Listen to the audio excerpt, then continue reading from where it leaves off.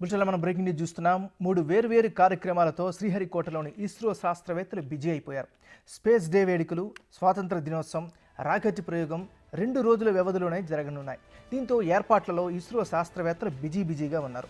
ఒకవైపు అంతరిక్ష దినోత్సవ వేడుకలు, మరోవైపు ఎస్ఎస్ఎల్వి D3 ప్రయోగం, స్వాతంత్ర వేడుకలతో సతీష్ ధవన్ అంతరిక్ష కేంద్రంలో సందడి వాతావరణం నెలకొంది.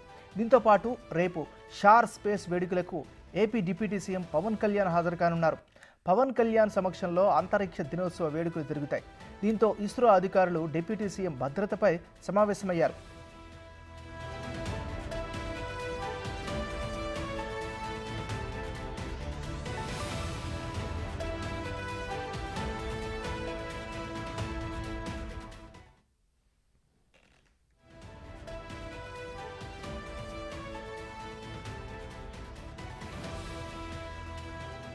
పదిహేనవ తారీఖున స్వాతంత్ర దినోత్సవ వేడుకల అనంతరం షార్ వేదికగా ఎస్ఎస్ఎల్వి D3 రాకెట్ ప్రయోగం చేపట్టేందుకు ఇస్రో సిద్ధమైంది. ఈ రాకెట్ ద్వారా EOS-08 ఉపగ్రహాన్ని రోదస్సులోకి పంపనున్నారు.